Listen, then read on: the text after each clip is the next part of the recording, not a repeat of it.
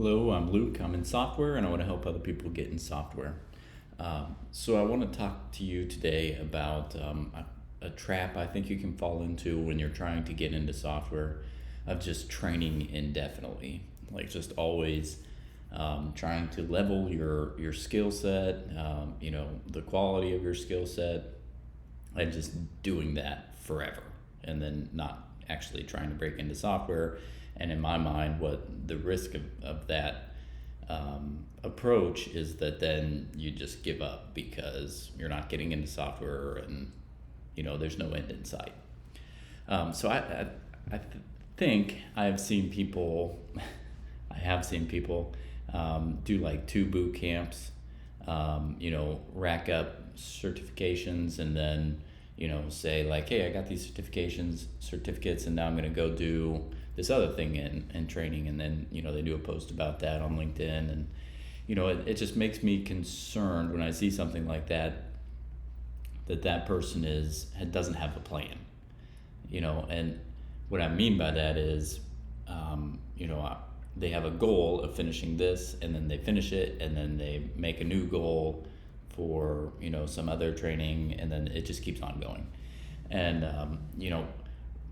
wherever you're at in your software journey, take a couple hours and plan out what you're going to do for your training to prepare you to get into software. And then once you hit that goal, it's time to get into software. Okay, so you gotta, and I'm not saying your training should ever end, but what I'm saying is, when are you done? And those two things together don't make any sense, because if you're never done, then how could you say it? But what I mean is, when does your focus shift from I'm training so I can get ready to I am ready and now I'm trying to get a job and I continue training, if that makes sense. And so, let's maybe percentages is an easier way to talk about it. So you have an amount of free time that you can devote to breaking into software. So early on in that process, your plan should be 100% of your time is learning how to do software, the kind of software that you're going for, whether that be web development, mobile, cloud, security, whatever lane you're picking. Spend 100% of your time learning how to write that software. And then, once you get into like the middle of that, training path, whatever it is, maybe you start shifting like 25% of your time to, okay, how do I approach networking? How do I approach getting a job? And then once you're, 3/4 of the way done with your training, then you shift your focus to 50% of networking or something like that. And then once you're done, hey, I've finished all the training that I set out to do, then you ratchet your networking, job hunting amount of your time up to like 75%. And then you do some training or work on a larger project, is my advice, that helps you continue growing. But now the focus is not on growing. Now the focus is on getting into software.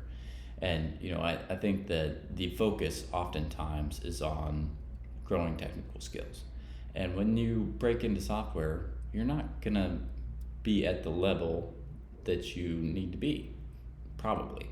You come into your first job in software a little unprepared, inevitably, and with things to learn, and things to learn that will allow you to do that job, right? So if that's the case, then what is the thing that gets you into software, and what is the thing that you need? You just need to get into software.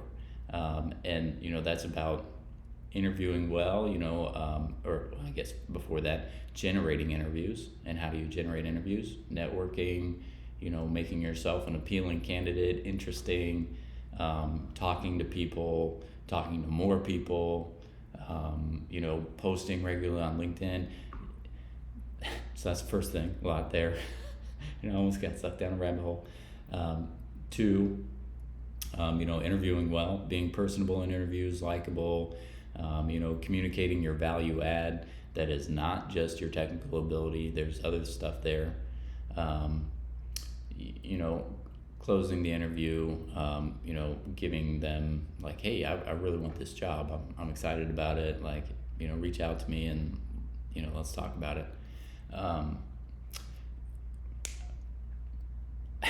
I'm not wrapping this video up real well, but I guess my point is you're going to get into software with some knowledge gaps and some things you need to learn. And that's just the case. It is. So, yeah, you have to pick a point where I've learned enough and I need to get a job in software. And then you need to get a job in software. Does that make sense? I hope so. Yeah. Oh, and so just to give you some, like, okay, he's saying you need to do training and then be done, like what some expectation from my point of view of like where is that line. I think 500 hours of training and 3 to 6 small projects is where you're like you've met the minimum for getting that first job. So I mean, you can, I think I actually did like 650 hours in those 3 to 6 small projects before I got my first job in software. But you know, use that as like a, you know, help you gauge where you want to set your I am done line for yourself. Hope it's helpful and it made some sense.